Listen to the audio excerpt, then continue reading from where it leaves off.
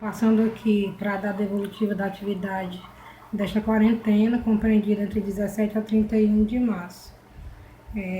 Um dos primeiros conteúdos foi a intertextualidade, que foi citada no livro didático de vocês, na página 19.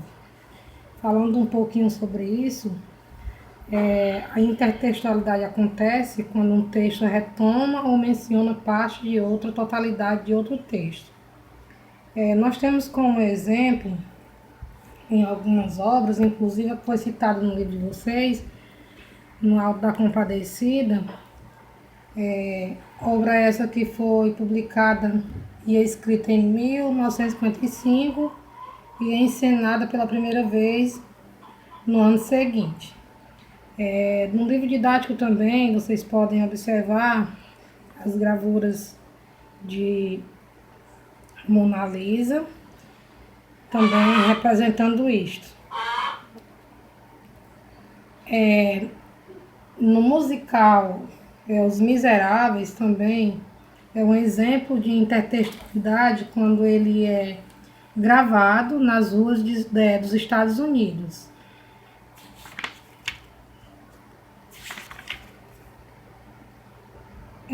Outro tema que nós podemos destacar é sobre coesão e coerência, que foi tratado no conteúdo de vocês.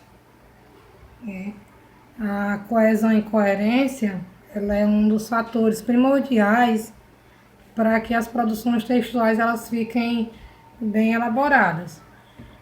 Quando eu falo de coesão textual, eu falo de conectivos, eu falo de mecanismos, onde eu posso citar a questão da referência, da anáfora e da catáfora, da coesão lexical, da elipse, da substituição e da conjunção. Como vocês podem ver o exemplo aí citado no slide.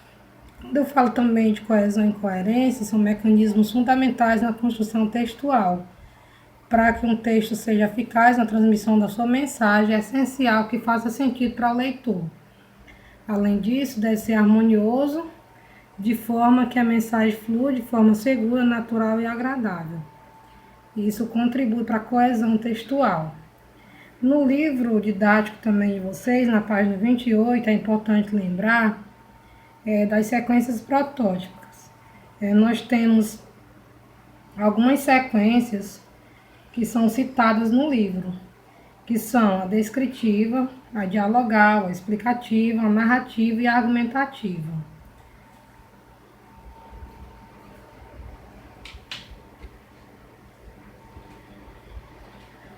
Próximo assunto foi sobre gênero textual e qual as finalidades comunicativas.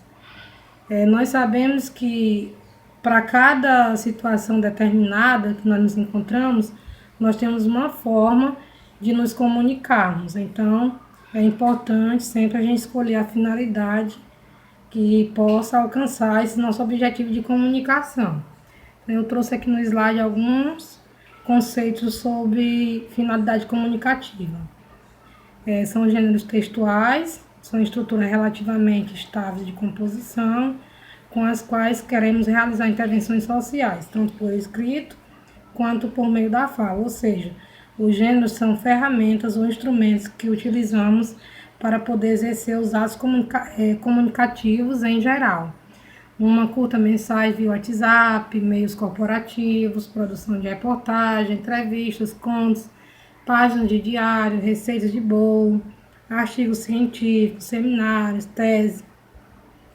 E, na verdade, os gêneros eles se adaptam ou adaptam-se às nossas necessidades de comunicação e remodelam-se. A depender do tempo em que são produzidos, antigamente era comum que as pessoas enviassem telegramas, caso quisessem. Na interação, hoje esse recurso tornou-se obsoleto, pois temos tecnologia suficiente para nos comunicarmos em um piscar de olhos.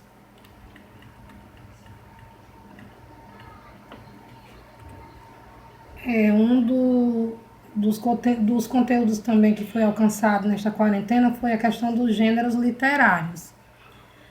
Nós sabemos que existem narrativas épicas, narrativas líricas e narrativas dramáticas e o próprio narrativo em si, que caracteriza os gêneros chamados gêneros literários, os clássicos. Isso é mais voltado para a literatura em estudo.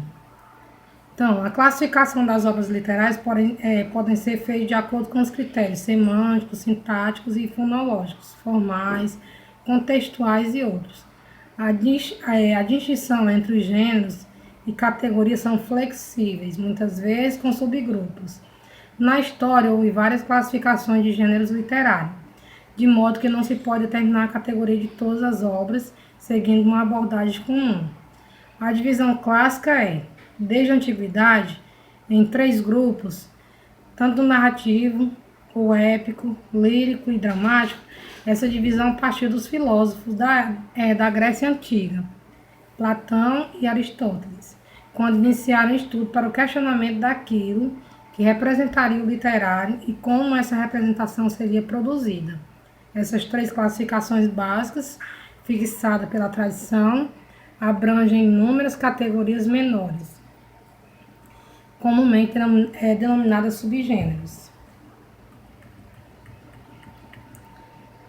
De forma breve, nós iremos adentrar um outro conteúdo que vocês tiveram a oportunidade de fazer o estudo nesta quarentena, que é a questão da variação linguística.